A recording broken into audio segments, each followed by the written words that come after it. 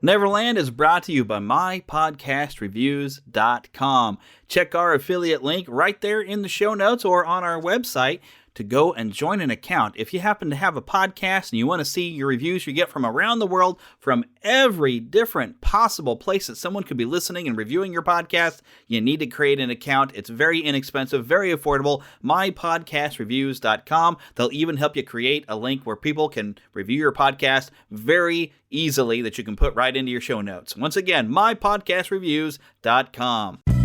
The following production is part of the We Be Geeks podcast collective. All this has happened before. Hey kids, Townsend Coleman here, the voice of Michelangelo from the original Teenage Mutant Ninja Turtles. Tom Kane this is, the voice of Yoda on Star Wars. Hey yo, it's Wopat, and a big yeehaw to you all. I used to be Luke too. Hi, my name is Oli Shoshan. I play Jedi Master Shakti. Hi, Butch Patrick here, Eddie Munster. Hi, this is Jim. Hi, this is Bill Farmer. You're listening to the Neverland podcast. Welcome to Neverland, to Disney and beyond. And it will all happen again. And now your head lost boy, the Spider-Pan. Walk on the eyes at East Pan. Jeremy. Hooray for Captain!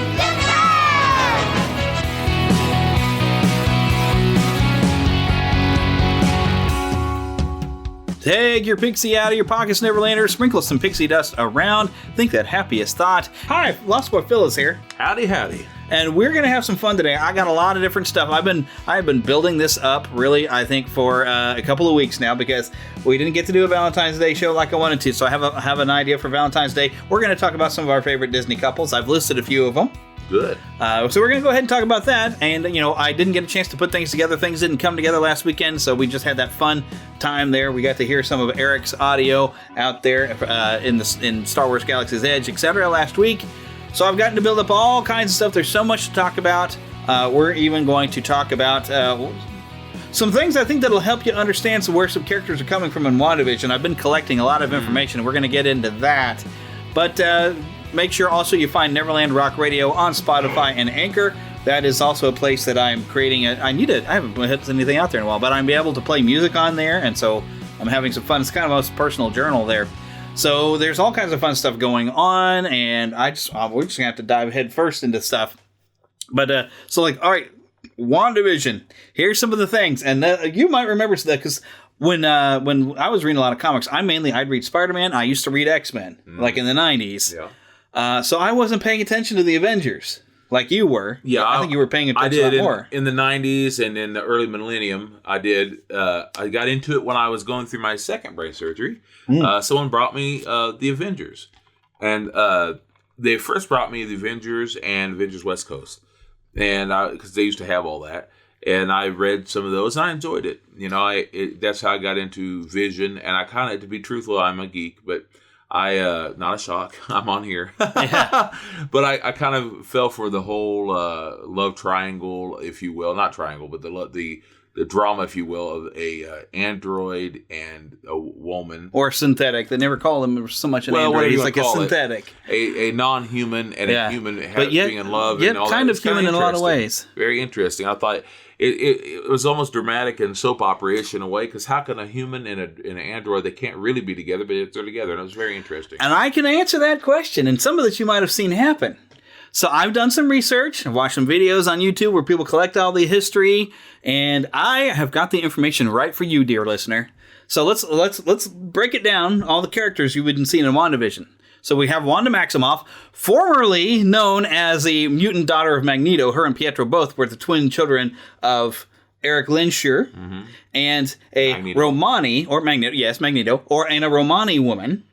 That they were supposed to have all died, and for a long time, Magneto wasn't sure he still had those children. Magneto's had an interesting history because he had another child that was killed, and that's what kind of really turned him against humans. And where do we know? That happened in Russia. That was a different thing. Do we know which issue they showed up in of X-Men? All right, now let's not make it complicated on me. I'm not grabbing issue numbers. I just want to tell the story. It's X-Men number 2. I thought that was interesting. Or yeah, because what the Scarlet Witch and they showed up in X-Men number 2. Whenever he showed up with all his little mutants, was part of his Brotherhood of Evil Mutants. Okay, that was when they first showed up. Okay, I thought you were going to make it complicated on when the stuff I'm talking about now, because there's a lot of the history, and this is why my wife hates regular comics, and she likes her manga. Manga is always written by one person, and they just tell their one story. But the problem with that is once they're done, you're not going to get anything new. The problem, though, is that she has with Marvel, and I kind of have the problem, too, is retconning. Yeah, and I have to keep explaining her what retcon means. This is where they go back and they retroactively change continuity. Yeah, and it's hard. And it's happened so much. They do it DC too, and it's hard to keep with. Yeah, and that has happened so many times, and they've changed it because they didn't want to have them be mutants because they didn't have control of mutants in the films, and so they've changed it to where they are products of the High Evolutionary, but they are still children of this Romani woman. Which is weird. And so her magic is known as chaos magic, and she is also a nexus being, which means it's kind of hard to explain it when I've read it, but she kind of exists in all realities. In the entire multiverse, she's somehow or another there and can affect things in all realities. Very weird. Now, Vision has had actually several forms. He was originally built from the original android Human Torch by Ultron. So, for those of you who don't know, back in the times when Namor and Captain America were going back during World War II, there was a Human Torch who was an android. Mm-hmm. Before, there was a Fantastic Four Human Torch. So Ultron got that body and built Vision out of it, but his mind was created from the brainwaves of Wonder Man. So Vision actually was very human in the way he felt, had emotions and feelings. He was very human. He just had a synthetic body, which is why he's able to fall in love with somebody. Yeah. Which now in the MCU, you're used to he had the Mind Stone, and the Mind Stone's kind of what brought him around. So plus he also had the mentality of the artificial intelligence of Jarvis, which Jarvis is in the comics as a live human old man, butler. Yeah. Very different.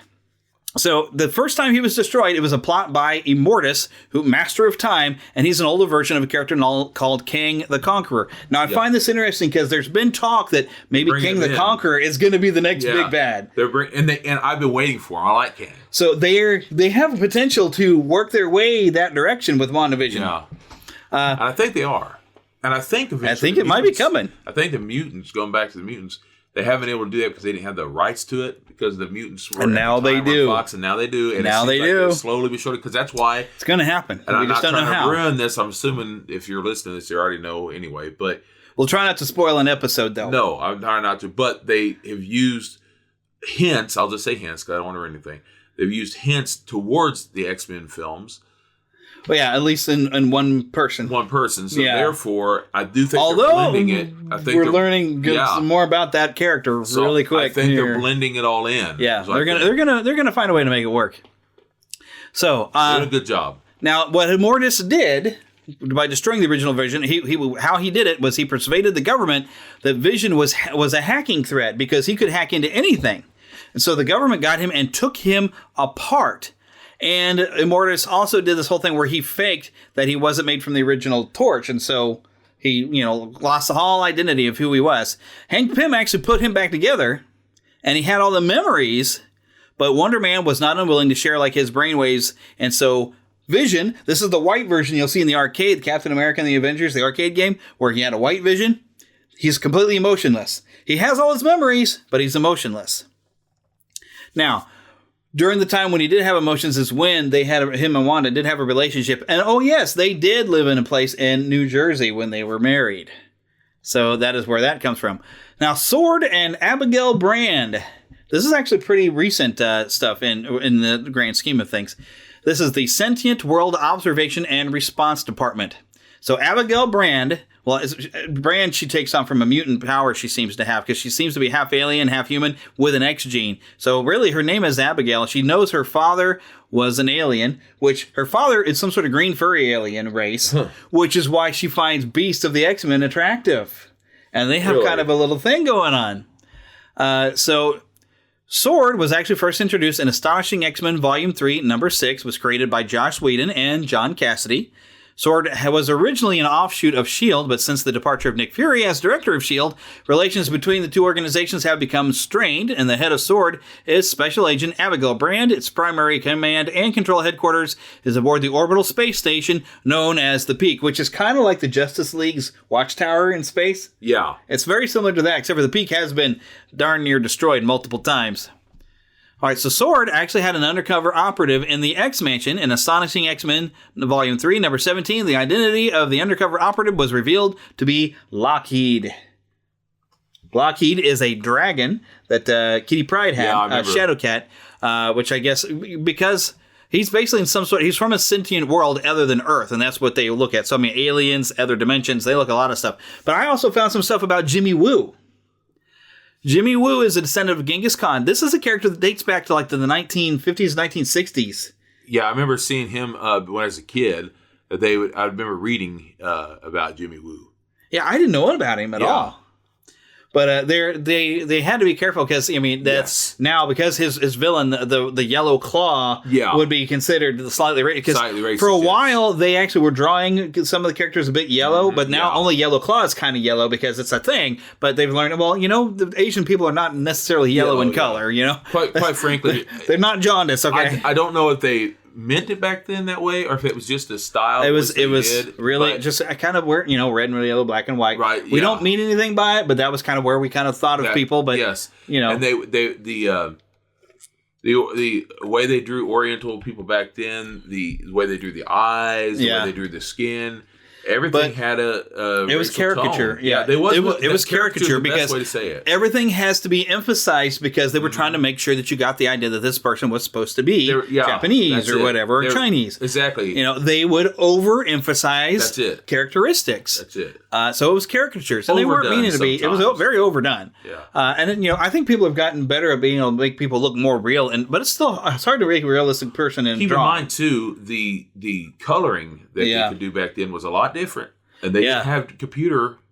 Yeah, they didn't have that. And that's ability. why we actually had a gray Hulk, for a little bit, for that one issue, because they couldn't get him to be the green. Well, at first they couldn't get the gray to work because that's why they went green. Oh, that's what it was. Okay. Yeah, they couldn't get the gray quite right. Huh. The gray kept changing from page to page. So finally, they decided by the next issue just to make them green and to keep it. They was able to keep it at the same basic green, but they couldn't keep the gray right. So that's what it was. And it was the same with the because I know he was supposed to be like Frankenstein's monster a little bit. Yeah, that's kind of what had happened with also back then the skin tones.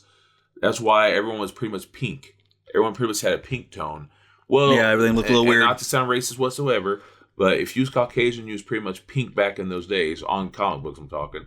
But if you was an African American or black, because some people like to be called that, you had a basic same brown tone, and if you was an Asian of any sort, you were pretty much a yellow tone because that's pretty much all that they had. Yeah, and so trying to come against them for that is like it's too a little much. overboard. But I'm not gonna. I'm not gonna dive into that here. No, I really won't. All right, so you just have to take it. Basically a bucket of salt. Yeah, a bucket of salt. To most of the time they didn't mean anything bad by it. They weren't trying to be. There are people who have done bad things with stuff, yes, but not everybody. Not everybody was trying to do anything bad, and we didn't consider it any problem. Now, it's the not that morality really changes; it's the social norms that change. Yes, that's it. Yeah. Of what people will call. Anyways, but formerly, Jimmy Woo had formed a group called the G-Men. I'd kind of like to see this become a series or a movie. This is a team consisted of a guy known as Gorilla Man, because he was a man who had kind of turned into a gorilla. M11, which I forgot who that is. The Uranian, and Venus, which Venus is, like the goddess of love. Venus, known as Aphrodite and all that kind of stuff. Yeah. And so this would be interesting. And after successfully rescuing the president, the team operated for about 6 months before it was decided the world was not ready for such a team and disbanded. Because these were, super power, like almost godlike, these people. Because, you had one, literally, Venus. But, if you can have Thor in there on the Avengers, then Venus. If you will. I love that also. But after that, Jimmy Woo became head of the Atlas Foundation, and he actually turned into a force of good. That was the intention of the Yellow Claw, wanted him to be the head of the Atlas Foundation. And he had actually was throughout Jimmy Woo's life, he tried to orchestrate him to become the head of the Atlas Foundation, but Atlas Foundation was kind of an evil, corrupt organization. Then Jimmy Woo says, okay, fine, you want me to head this up? I will, but we're going to do things my way. And he cleaned it up and made it a force for good. So Jimmy Woo, I love that character. Ever since we met him in Ant-Man and the Wasp, that's where I first come across him. I really love that character. Yeah, and I'm happy to have him in the Wandavision. So following the dissolution of the G-Men, Jimmy returned to regular government work, and by the modern era, a still youthful Woo joined Nick Fury's S.H.I.E.L.D. organization, and during this time with S.H.I.E.L.D., he fought alongside Fury and Captain America, and battling what appeared to be a revived Yellow Claw. Now, I'm not going to say why this name comes up. Agatha Harkness. Now this woman's scary, but you never know whose side she's on. During the Salem witch trials, they thought that it was necessary to make magical people stronger. No, she thought, Agatha Harkness said the Salem witch trials were important. They need and necessary because she thought it's going to make us magical people stronger. That's how weird and creepy she is. So Harkness had come actually to the New World hoping to actually have more freedom to practice magic, and she started a coven of witches here in the United States. So here in slightly more modern times, she is actually the governess of Franklin Richards, son of Mr. Fantastic and the Invisible Woman of the Fantastic Four. And actually, this kind of happened. And there was a big, long, complicated story, but just to sum it up, she actually saved Thing of the Fantastic Four from the Frightful Four. Now, who are the Frightful Four? Frightful Four are the people who fight the Fantastic Four. Well, I figured that much, but who are they? Well, I can't remember all their names. One of them was with the long hair. Medusa? And they changed several times. And she's an Inhuman, isn't she? Yeah, she's Inhuman. Yeah, and she's sometimes good, sometimes bad. But in the beginning, she was all bad. And there was I can't think of his name right now. He's got like a big head. And he has guns. I can't think of his name. But yeah. MODOK, yeah. He was one of them. And there was a few others. And a few of them has changed. Well, one of them was Sandman. One of the original ones. Really? Yeah, it was Sandman. And he was with that. He was Spider-Man first. Yeah. But then he went straight over to Fantastic Four and was one of those, the Frightful Four. And then I can't think of the fourth one at the moment, but they've had several. I would imagine Dr. Doom would somehow or another be involved. Well, I haven't seen it with that yet because he wasn't involved with them. But they've had several incarnations, but they always have that basic style where they're kind of supposed to be a bad guy version of the Fantastic Four, and so they try to have someone who kind of goes to compare with the good guy version, or if you will. I mean, the bad someone guy to version. match up against. Match up. Really. That's it. That's perfect. Match up with Visible Woman, and they don't have to have basically. Well, she goes invisible, so this one's more visible, or anything like that. But they have someone who can match it perfectly well. Yeah. Imagine it like if you're a wrestling fan or not.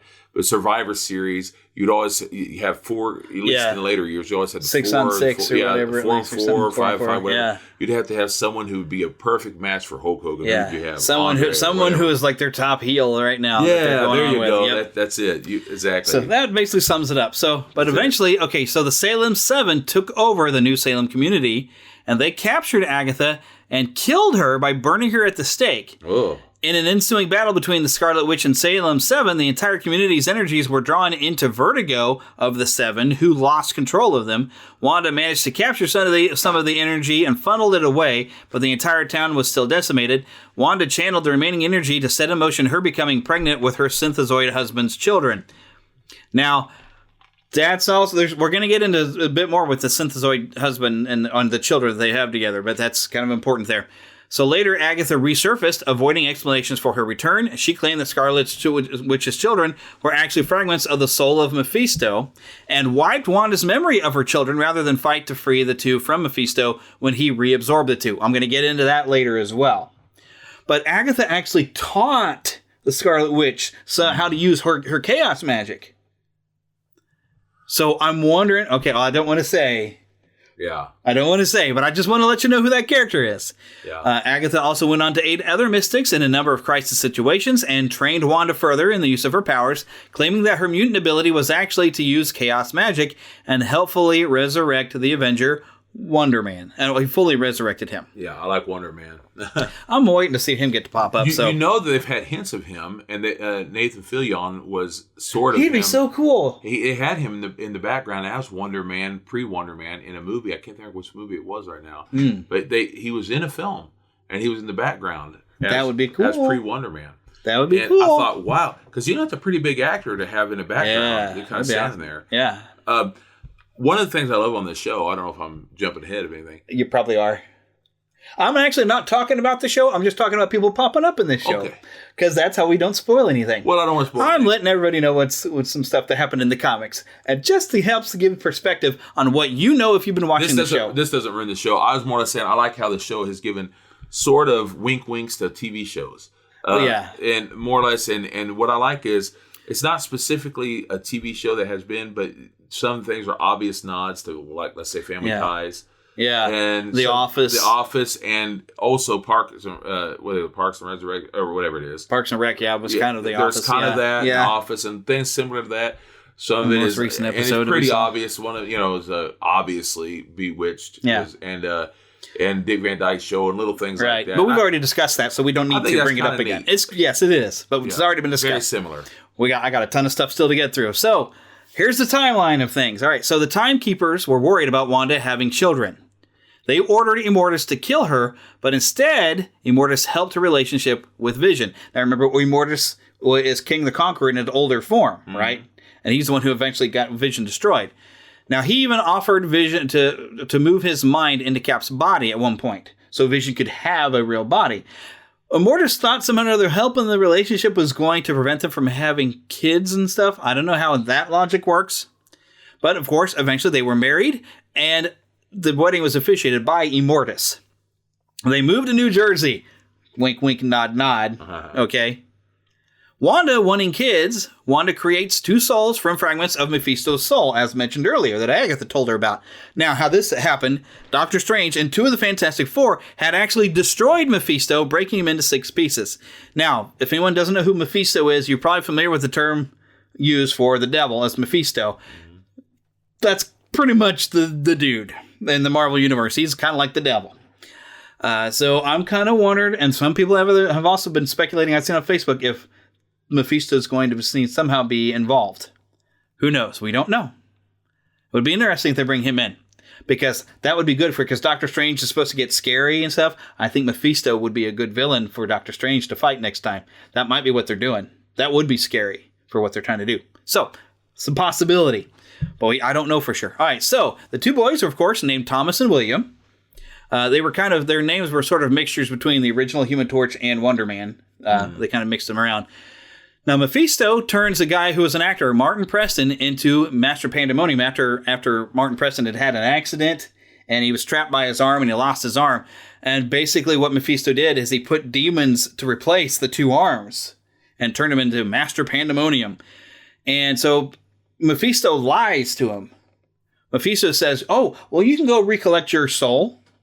Because basically Mephisto says, well, I own your soul. But he says, you can go recollect your soul. But actually what he was collecting was Mephisto's soul. And in order to do that, he was absorbing pieces of Mephisto, putting Mephisto back to power, and he absorbed Thomas and Billy. And that's actually where they ended up. At least for the time being, that changed here. All right, so long story short, House of M, where Wanda actually created her own reality. Which is still, it's her and Pietro as the children of Magneto, and it's a big complicated thing. House of M, yeah. But in part of it, she actually killed Wanda actually killed Vision and Ant-Man by destroying Avengers Mansion. Now, Tony Stark did later rebuild Vision and even returned him to his old green and red form and managed to restore his emotions. Ant-Man was brought back actually by his daughter Cassie of the Young Avengers in a time travel incident. It's a very, very complicated thing I'm not going to get into because I watched the video on it and it was complicated. But Cassie is important, and I wonder if the Young Avengers is coming. Because Billy and Thomas, we're going to find out later, are part of the Young Avengers as well with Cassie. Now, I think Cassie has gotten some of the growth and shrinking stuff. I think she's doing that similar thing. I don't know. But I'm figuring that's what she does. But Thomas and Billy are actually reincarnated souls. And so they're somehow back. I don't know how that works. But they found each other. They're all grown up. But here's where the timeline thing is. Because, all right, so Peter Parker is still supposed to be in his mid to late 20s. Mm-hmm. Yeah. Yet their 2 children have now grown up to teenagers? But if you watch the show, they kind of an accelerated growth. So that's why I think in the show they're doing that to just kind of cheat it a little bit. Mm-hmm. In the comics, they were like, what the heck? But they go, oh, they were just reincarnated souls. They came back older. Whatever. Comic timeline. It's hard to match it. It can kind of make some sense. It doesn't make sense. Now, so Thomas and Billy have come back as Speed and Wiccan of the Young Avengers, which I didn't realize that. So Speed, of course, we've seen. I think it's Thomas that has taken after after Pietro and got the speed powers, and Wiccan has like weird magic powers, but they both became part of Young Avengers, and they were brought together actually by Iron Lad. Teddy is his actual name, who was part of the Young Avengers, but he was actually young King the Conqueror. And he was actually trying to prevent himself from becoming King the Conqueror. Very, very interesting. I remember reading something like that. Yeah, there's some crazy, weird stuff. Now, one other thing that some people are going to observe, and I bet it's coming, is Billy and Teddy had kind of a relationship. I remember. And I'll just leave it there. But I bet some people are expecting that. But I want to move on and jump into the trailer park. Mama, another gator got in the house. Another gator? Give me that sugar. Come here. Get him, Mama. Get that gator. The Neverland trailer park. All right, now I know you've been itching about talking about this. So the Snyder Cut, we've got a full preview of the Snyder Cut for the Justice League movie. A 4-hour cut. Yeah. Because, now here's the thing. All of you DC film fans that were begging and clamoring for this, you just better shut up and like it. There's no guarantee it's actually any better whatsoever. It's just longer. But you better shut up and like it because you begged for this and they finally have caved. This is going to be on HBO Max. It's Jared Leto's Joker is back and people are trying to pretend they're excited. I'm like, you realize this is Jared Leto's Joker, right? And there's even something you just saw that I wasn't too excited about a picture I saw where the Joker is wearing a crown of thorns, mocking Christ. Now, keep in mind, I'm a pastor and a minister, and I find that blasphemous, which it is. It is. That is blasphemy. Which he is a villain, so that makes sense for a villain to do, I guess. Yeah, to do something. Yeah, bad guy does bad things, I guess. The problem I have is we're in a generation where villains are more praised than the heroes. We'll get to that one too. See what movie is coming next. Oh yeah. Yes. That being said, one of the problems I have though is I'm not a Snyder fan. Most of his films have been garbage, in my opinion. Just my opinion. But this is not to say that I thought that the Joss Whedon, even though I do like Joss Whedon as an individual, I didn't think that film was great. But the problem that I have is that he didn't make that film.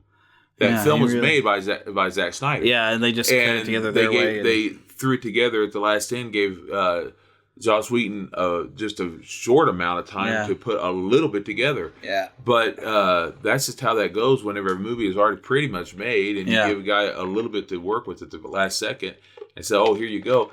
That's just how it is. And if he had made it from the get-go, it might have been a completely different film. I mean, let's look at Avengers. Maybe. And it might have been a much better film. Yeah.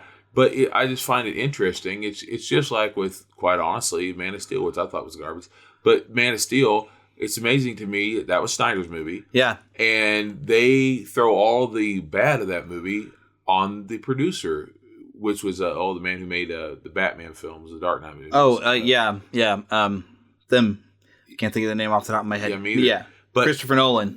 And I apologize, but that's not his fault. It wasn't his fault. It was Zack Snyder's fault. Zack Snyder's the reason why you have crap DC films right now. Yeah, and so you expect a 4-hour cut is going to be better? But this being said, I'm going to watch it with an open mind and all that. I am. Yeah. Because I did see it in the theater, and I did find some bits of it quite amusing. Sure. You know, sure. Even Batman vs Superman has its moments of fun that I did like. And like I said, I don't hate them.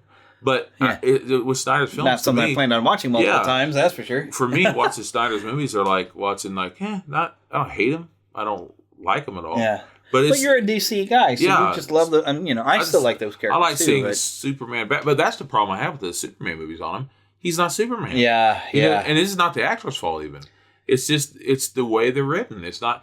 But the biggest problem I have though is that, for me personally, that people say, "Oh, it's already all been filmed." I don't think so. When you get time for him to go through and edit with all this computerized stuff, you could add a whole bunch. He could have added, who knows? So, I mean, I'm not saying he has. I have no idea. We don't know. But that being said, it sure would be nice to have all the time in the world to add and take two and all this other stuff. I'm sure he had a dedeadline, though. Well, sure. Yeah. And I do hope it's good. If you do want a good Superman... I want to watch it. I am going to watch it. If you want a good Superman, we did find out this... Well, I guess it was last week or something.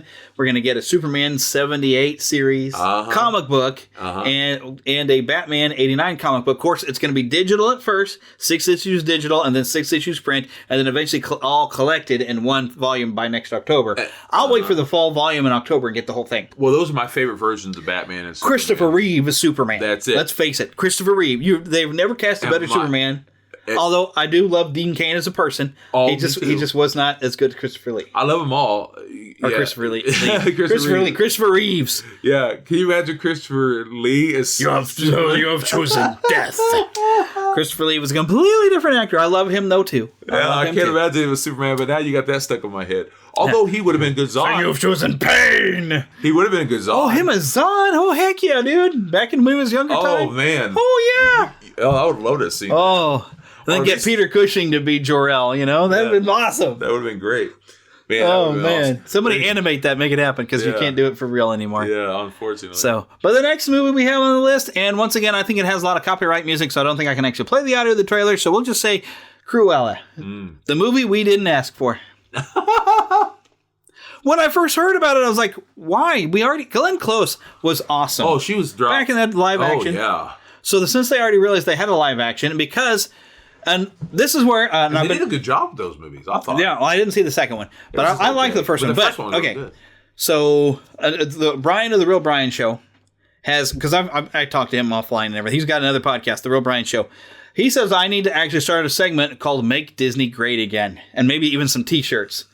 Make Disney great again, because they're not doing it Walt's way. There's a difference between Walt's Disney and the modern Disney, because one thing Walt said is we make money so we can make more movies, not we make movies to make money. Yeah. Now they're just churning out remakes just for money right now. And there's people that you love those remakes to death. I'm glad. Enjoy them. I'm glad you do. I'm glad you enjoy that, but it's a money-making scheme. They're just using characters we know, and they're spinning out stuff. And this really didn't look interesting at all. Although I do love Evan Stone. Oh, me too. She's great. She's adorable. Mm-hmm. I even like. I like her, see it. even though I don't really like that musical that she did. I didn't see it. La La Land. Oh, I didn't get to see it. I heard it. I don't want to spoil the ending, but the ending is what ruins the entire movie. Gets ruined by the ending. I will say I was enjoying it all the way up until that point, but she's pretty good. Although she's not, you can tell she's an actress and not a singer. But she's great though. We're not Siskel and Ebert. If you like Snyder movies, if you like, Cruella, if you enjoyed La La Land, that's great. I did not like the ending. I didn't like that. That's not like it. I'm traditional musical. I love happy endings, and that movie does not have a happy ending. Well, that may not want it then. Yeah, don't, because you're like me. You want a happy ending to your musical. Yeah. You want Music Man. You want Oklahoma. Yeah. And you want Seven Brides for Seven Brothers. Yeah, that's right. I love that stuff. But when you go and you say, oh, well, let's be realistic about it. And, things don't always end in happy endings. Oh, you've ruined the what's classic and what's enjoyable about musicals. Yeah. Even, Hamilton has kind of a sad ending, but it's history. It still has a kind of cool, interesting ending. Hamilton, I think, did you get a chance to watch that on Disney Plus? Check it out, but put subtitles up because those lyrics come by fast. Oh, really? But I found it actually enjoyable. It's gotten some mixed people. I think part of it is like, people hear so much about it that when it comes out, they're like, "Oh, I'm so tired of hearing of this thing that they didn't." I see. So I was trying to come in objectively, like, all right, let me see what this is about. And it took me a while to get into the music style, to get used to where I was getting with the lyrics.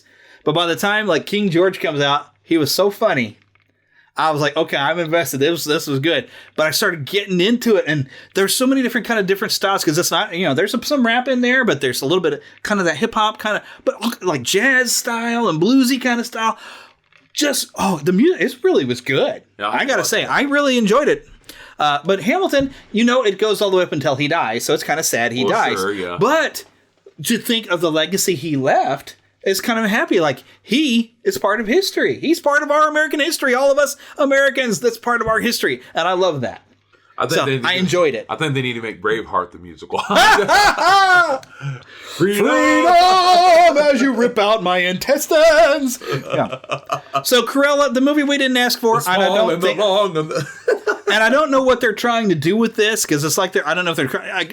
My thought is, I saw the first Maleficent movie, I didn't like it, and I'm not bothering with the second one. And I look at this, and I think, same thing. I don't want it. Yeah. I'm not seeing it.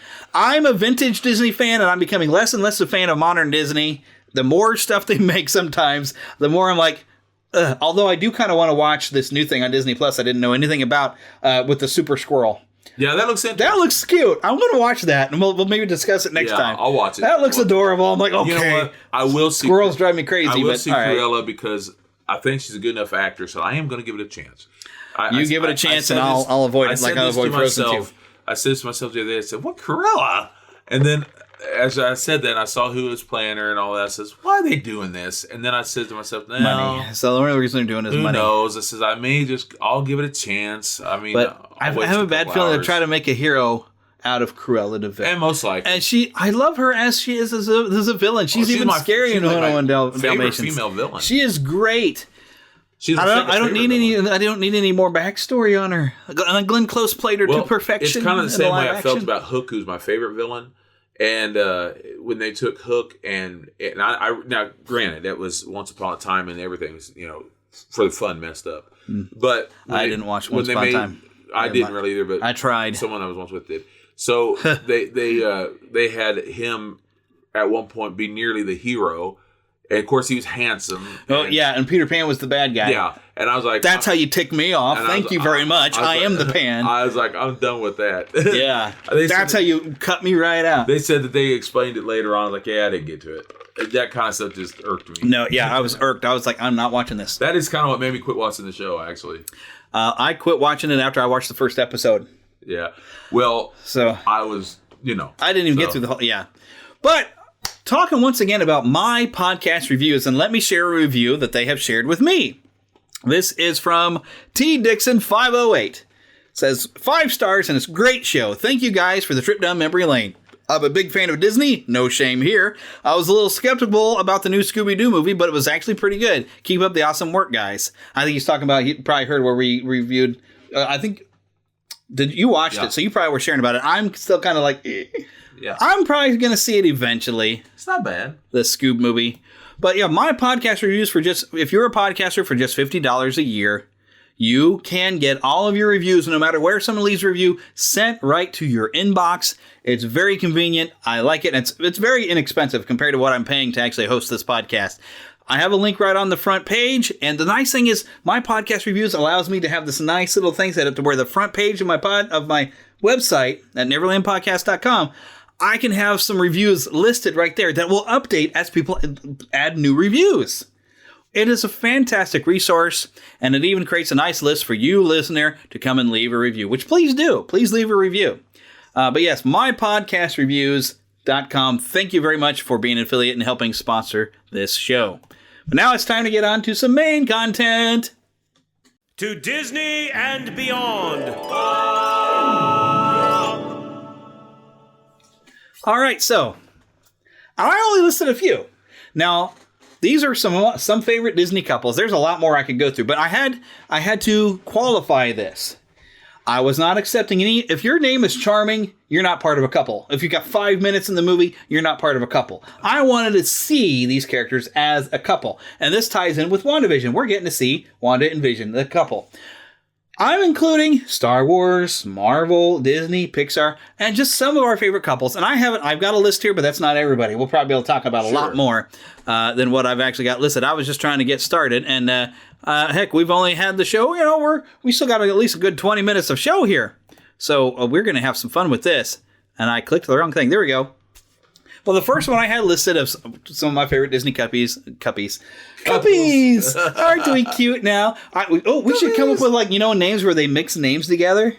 So I'll call this first one Belst. That's terrible though. Belle and the Beast. Belle and the Beast. And you get to see the entire relationship go where they, barely even friends till somebody bends unexpectedly. You see the whole thing unfold, and no, it is not Stockholm Syndrome. If you say that, I will reach through the microphone and slap you silly. It's not Stockholm Syndrome. It's actually because she volunteers to stay there. And it actually fits very well with the original story. Disney Story Origins, another great podcast, actually did a thing recently on Beauty and the Beast, going through the original stories, which are very, very good stuff. But they pulled a lot of it into the film, but made the Beast nasty at first instead of being actually good. And it kind of broke down the fact that he was nasty before he looked like a Beast. Yeah, he was that's at least in Disney's version, but not in the books. The books, he's not nasty at all. Never was. I like that he was kind of an ugly individual. Brat. And we get to see him grow and become somebody new. And we see Belle kind of lose some of her preconceived notions of things. Yeah, I like that. They both have to change a little bit. Yeah. And I love that. But she was a little... That's still my favorite animated. That was a great one. Love it. As far as it comes to romance, That's my favorite one. Yes, love it. And that to me really changed a lot of the films, the way they made them, and they did such a great job. It's so fantastic. I was watching it. To be honest with you, I watched it just a week ago. I was at home watching it. It moves me. I love that movie, man. When they get to dance, and that was the one that. That's a good one. I remember we were so excited before that movie came out too, dude. I drew it. Remember, I drew it before you came out. Yeah, and then we were watching that music video. It was on Disney Channel. You brought the again. videotape over to church, and we were watching it. I still to this day when that part comes on, and the part where he goes to save her, and then she turns around and helps him because he got hurt from those wolves. Yeah. That's such a moment. That really is something. It's a great film. It is such a fantastic film and a fantastic couple. Okay. Well, people believe that the animated characters, they're just animated. They can't be look, animated or not, they can move you. Yeah, because it's good story, and good character writing. It's just good. That's right. And everybody who worked on that, thank you. Yeah, very much. I loved it. Peter and Wendy. You know that had to be on the list. Now this isn't like a traditional couple. No. I'm kind of blending in a little bit from Hook and for the overall mythos. Now, I learned something here recently. Speaking of Disney story origins, I was always confused between the difference. What is the Peter Pan book and what is the Peter and Wendy book? So the initial Peter Pan book was the play published in a book. Peter and Wendy was the novelization of the play. Yeah. And that's what I have on my shelf, like 2 copies of it. There's just marked Peter Pan. But they are the novel. They're not the actual play. Yeah, the novel's able to go into more detail. Yeah, it goes into more detail, and it's the same writer. Yeah, but it's a little bit more. Yeah. And I would like to read or see the play sometime. That would be fun. Although I guess I kind of did when we had the thing with Christopher Walken trying to be. I love Walken, but oh wow, he did the best he could do. I mean, oh wow. But there's I love the undercurrent that they like to put in sometimes when they make film of Wendy kind of liking him, but Peter, who was all against anything growing up, will just and I love in Hook the line. It's like I can't stand for her heart to be broken when she find out she can't keep you. Yeah, and that's what in order for Peter, like in the movie Hook, which I know a lot of people didn't like it. I love that movie, but in order for him to grow up, he had to give Moira a real kiss. Yeah, that's right. Not a thimble. And in reality, and I personally like Hook too. I wish I could go back in time and change a few things. But for the most part, I love that movie. I really do. I just, like I said, they didn't have a lot of the computer effects stuff back then. But I personally think there was a little bit too much of the kid stuff in it. But like, for instance, the fat kid rolling like a ball. The silliness, that kind of stuff. I'm okay with that because it was Neverland. But I like a lot of that. Dustin Hoffman, for instance. Oh my gosh, that's great. But anyway, back to Peter and Wendy. Yeah, I love that. I love the undercurrent because it's like they're not a couple, really couple, but yet we kind of always felt like there was romance. It's obvious that there's spark between them, But Peter is just never going to hit puberty. So the next one, the first prince that actually got a name. And I know you got to love this guy because he's Prince Philip and Aurora. And I love that Sleeping Beauty has a story. And Maleficent, I hate that movie. They ruined it. But they have this cute story where Prince Philip and Aurora kind of meet in the woods and they don't realize that they have been, their parents have already kind of arranged for them. And they go to like their parents are like, I don't want to marry this prince or this princess. I want to marry this person I met out in the woods. It's the same guy. And it's the same people. And it's this build up. And then, I love that. It's a story. And Maleficent, that movie ruined it. I didn't watch it. It ruined it. I love the Sleeping Beauty movie. It is a great movie, and I love this first time we had a prince who was a real character. I love that Walt and them used the music that was already in the Beauty, from the ballet. Yes, isn't that beautiful? And it's such a uniquely styled film too. I mean, because it looks like a tapestry come to life. Absolutely, fantastic. Now let's jump over to Marvel for a little bit because you know I was going to list these two. Well, you had to. Peter and Mary Jane, Spider-Man and Mary Jane. Come on, you got to give it to him. Really, because I've heard it broken down by a lot of even Marvel writers when they consider the history of stuff. Gwen Stacy's only famous for how she died. She wasn't really that popular character at the time. Until she died. Because they didn't really have much development to her character. Now, they've done more stuff with her now. And I like, speaking of Emma Stone, I liked her portrayal of Gwen Stacy. Made it good. Made you feel it when you see her. When she hit that thug. Oh, that broke your heart. Oh, it did. It did. Although I knew it was coming, I was like, "Oh no, she's falling." But when they did it, something about the way she was kind of making a noise. Hey, boy, that got me. That got me every time. I can see it in my head. It's horrible. I hated the film, But I actually liked it. But she was what did it for me in that movie. Yeah. When she did such a great job. She did. And I even liked golly. I can't think of the name, but I know you're talking about Spider-Man 3. She did a pretty... Which, the thing that I find is funny... Ron Howard's daughter. Yeah, I was trying to get her name. I'm sorry. But you took the blonde... and turned her into a redhead. And then you took the redhead and turned her into a blonde in that series. Y'all know what I'm saying, right? I always found that funny. But Peter and Mary Jane, they're all the ups and downs and weird stuff. And Mephisto making a deal to where they were never married, but they're now working their way to fix that in the comics. Because it's so crazy. Yeah. Mephisto, again, coming up in the show twice. Okay, so now we have to move into Star Wars. Oh, yeah. We ain't even talking Anakin and Padme. That coupling sucked. But Han and Leia, you felt that. Amen. You felt it from the first movie when they're giving up the awards and Han kind of gives her this, hey, look. And in reality... You saw that look. And what's really funny is we know, at least us geeks know, that that's not how it was originally supposed to be written. Yeah. Originally, it was supposed to be brother and sister who weren't even brother and sister. Yeah. But there was we saw that little thing. You kind of can watch this original Star Wars and see that look. She got a crush on him. There was a thing going there. Because that's what they have that argument. That's always that. I call it Han and Leia syndrome, where you have that little bit of argument. Yeah. She's trying to get him to care because she liked him. Why don't you only care about yourself?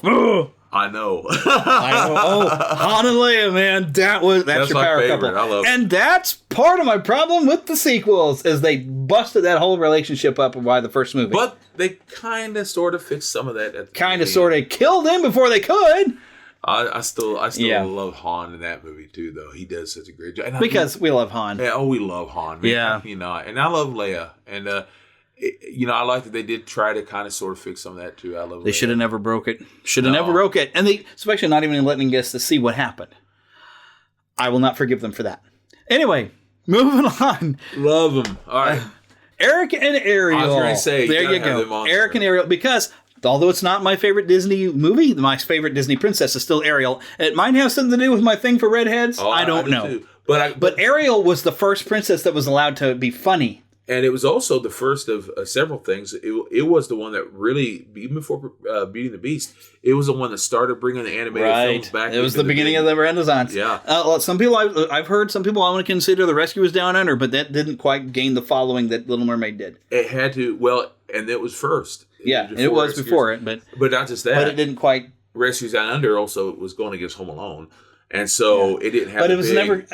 I never thought it was as good as the original Rescuers. Well, I personally like it better. But that being said, that or not with Ariel and them, it captured several things. I haven't watched it in a long time now. Think about it. What I love about Ariel and Eric is there's no way on earth it could work, and in the book it doesn't. Yeah, and it's heartbreaking. And I, as much as I love the story, I love Hans Christian Andersen. But it's not. Disney Story Origins actually covered this pretty well too. I love the fact that they. Some people say, "Oh no, give me the original every time." Well, look, here's the thing: Disney was brilliant. Why would you want to watch a cartoon movie where you get everyone's emotion into it and everything else and then destroy it? No. Yeah. They were brilliant, just like with other films like Hunchback and all. They're brilliant not to destroy. Yeah, because basically it's too deep for them to be able to explain in animation what's supposed to really going on. Because, I mean, when you get into the original story and walking hurt her feet. Yes. But she would dance for the prince. Yes. But there's the quick version. Everybody says, "Oh well, she died and became sea foam." That's when you get into the rest of the book. That's not what she doesn't die and just become sea foam. She becomes this spirit, and she looks over the children. Because Hans Christian Andersen always had some sort of lesson, some sort of thing for the children. Yeah, he did. And she is an example of sacrifice and love. She's an embodiment of it in the book. And so that's great.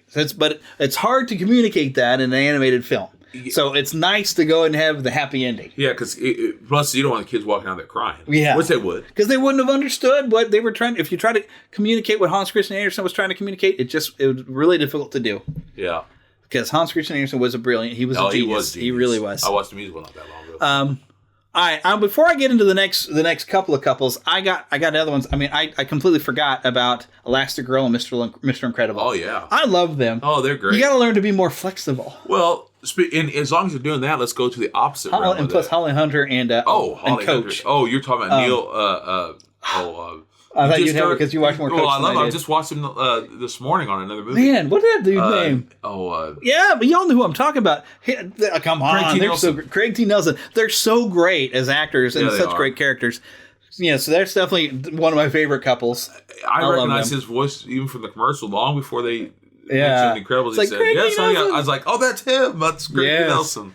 But yeah, you want to throw one out there? Oh, yes, as long as we're going that direction, except that this is not Elastigirl. This is Mr. Fantastic and Invisible Woman. Because they're Marvel characters. Yes, you're right, buddy boy. I love them as a couple. Yeah, there you go. And I love that you have his best friend and her brother involved with the Fantastic Four. Yeah. I mean, that's why they're called the original family, the super family. Yeah, the super family. That's why you got the Incredibles have that whole hint all the time to the whole Stan Lee thing. And it's tremendous. And that is the family that brought us into the whole comic book realm that we're in now. Because that's why when people talk about Fantastic Four not really being that big of a deal, I'm like, they're a huge deal. They are the reason. They just haven't gotten a good movie yet. That's it. But it's coming. It's coming. It's coming. It's on its way. There will come a day. Mm-hmm. We will have a great Fantastic Four movie. There's other great. And you know what? Can I just throw Steve and Peggy Carter in there? Sure. Cap and Peggy Carter. Yeah. I do love them. That's one thing that as much as Endgame was kind of a rough one, the payoff for me is him and Peggy getting their dance. Yeah, that was. That made me feel good. I also enjoyed seeing Tony Stark and his gal. Yes, and Gwyneth Paltrow. Penny something, wasn't it? Yeah. No, it's not Penny. Wow. Yeah, I think it was Penny. Maybe is it Penny? Isn't that terrible? I'm forgetting stuff. Yeah. I'm getting old, y'all. Okay, I forget stuff. What's my name again? Okay. Yeah, there's some great Marvel couples out there when you really kind of dive in. But I always some of thought favorites. Betty and Bruce Banner was an interesting thing because it's just too bad that we didn't bring Liv Tyler back. Although there was an interesting twist to have maybe him and Natasha having a bit of chemistry. That was interesting. The whole thing in the comic book, and now they're not able to get into this extremely much and I don't want to get too deep into the physicality of it, but in the comic book. There was at one point where he couldn't become human again. Yeah. And she was a human, and there wasn't anything they could do. But they were married together. at the time. They were. Yeah. And it was like, I don't know. It was a crazy thought. I won't go into all that. And I remember being a teenager with that, and I always asked people, how is that supposed to work? Because, ouch. Well, not just that. At that time, the Hulk was bigger than he'd ever been as far as he was huge. Physical. They had him standing taller. In some of the pictures, they made him really tall. Yeah. They had him so tall. His hand, I remember one picture they had of his hand like around her, and her body was nearly the size of his hand. Yeah. Now, this is whenever they could have him just get bigger and bigger and bigger. Yeah. And they kind of handled that in the film, that original Hulk one. Yeah, because he'd get madder, he'd get bigger. Yeah, and so I kept thinking. And I actually kind of like the way the Betty relationship played out because I like that his first, that big Hulk out when he escapes as.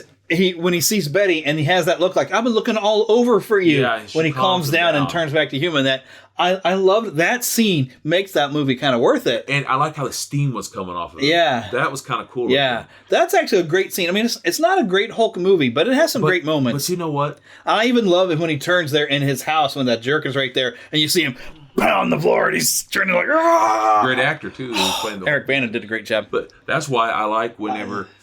I kind of like that relationship because where everything else is what makes him go green, she's what makes him calm and come back home again. Which is why we're not bringing Liv Tyler back, having the Black Widow have the thing, sun's getting real low, that she's able to calm him, to turn him.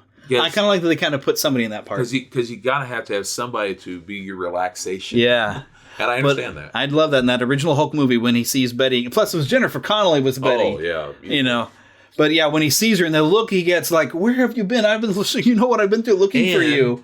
And he just let's not forget, down. It was Sam. Excuse me, pardon me for burping there, Paul. People. Sam, not Sam Neill. Sam. Who played her father, Thunderbolt. Although I do kind of like the new Ross. I like that actor as well. Oh yeah, he's a great actor. So it was nice to see him back in Civil War. Yeah, William Hurt. But yep. Every time I hear his voice, I want to eat beef. Yeah. Because this was for dinner. That's right. Yes. So, that's another great Marvel couple. Any other Marvel couples you want to throw out before we move on to my final top 4? Oh, they got to be the top 4. That's right. They? We probably better move on to the top 4 because we're getting kind of the end of the show. So the funny thing is, this is like the polar opposites of couples. Okay. Yeah. Daisy and Donald. Yes. They are, well, like Roseanne, the show. I was not a fan of the show Roseanne, but it was supposed to be, they're more like a real couple that fight all the time. Yeah. But they just love each other to death somehow. But they just fight all the time. And they're the complete opposites of the number one Disney couple, Mickey and Minnie, who've been together since the beginning. They're like the perfect couple. And, I will note, they have had their problems in some of the shorts. Oh, yeah. Like the Little Whirlwind. Oh, yeah.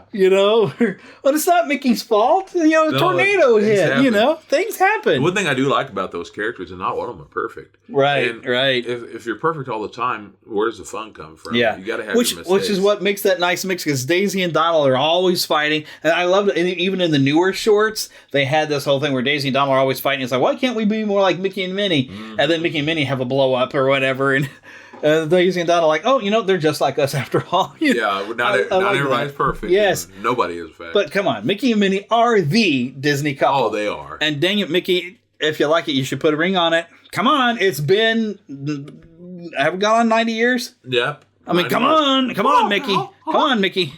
Come on. Get with it. We're waiting. Afraid of commitment. Totally afraid of commitment. You got problems, mouse. Don't be a mouse, be a man. That's right. There you go. All right, but I think we've fooled around long enough. This has been a good time. Hopefully you've enjoyed the show. If you've enjoyed the show, make sure you leave us a nice review somewhere, because it'll pop up on My Podcast Reviews, mypodcastreviews.com, or click on the affiliate link right there on the front of the page. Come back next time when I'm working on having another guest, JD, I think it's Sumter, big guy on radio dramas and radio comedies and all kinds of different stuff of modern ones. He does a show all about it, and I think we're going to have some fun. I'm probably will have him next week or next show. I'm working on that. I need to get a hold of him. So lots more fun to be had as we go to Disney and beyond.